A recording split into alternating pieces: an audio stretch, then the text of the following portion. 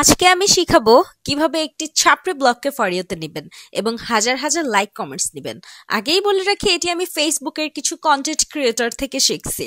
So ছাপড়ি blog বানানোর জন্য আপনার কাছে দুইটি অপশন থাকবে, একটি হচ্ছে আঞ্চলিক ভাষা ডাবলিং আর একটি হচ্ছে সুরে সুরে ডাবলিং। আমরা আজকে সুরে সুরে ডাবলিং করব।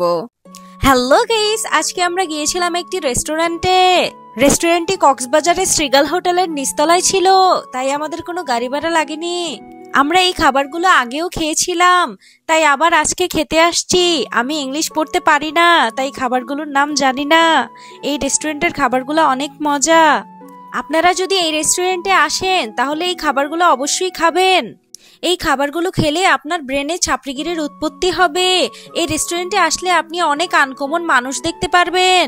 যেমন আমার পিছনে একটি কাপল দিনের আলোতে রেস্টুরেন্টের ভিতরে কালা চশমা পরে খেতে এসেছে এবং 1 মিনিটের জন্য চোখ থেকে কালা চশমা সরায়নি এবং কালা চশমা না সরিয়েই তারা খাবার খেলেন। আজ আমি গরিব বলে কালা চশমা চোখে লাগিয়ে খাবার খেতে পারি না। আপনারা যারা ব্যাড কমেন্ট করেন তারা আসলে বংশের পরিচয় দেন। আমরা আসলে ক্লাসিক ভিডিও বানাই। কিছু লোক আছে আমাকে দেখে হিংসে করে এবং অনেকে আমার ভিডিও নিয়ে আপলোড করে। তাদেরকে বলছি পারলে নিজেদের চেহারায় ভিডিও আপলোড করে দেখা। আমি অনেক কষ্ট করে ভিডিও বানাই। আজকে খাবারের বিল কিন্তু আমি দেই নাই। আমি বড়লোক হতে পারি, কিন্তু আমার মনটা অনেক ছোট।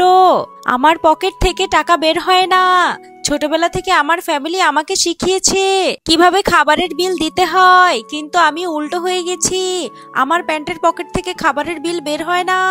ছোটবেলা থেকেই বড় হয়েছি বড় মন ও বড়লোক ভাবে।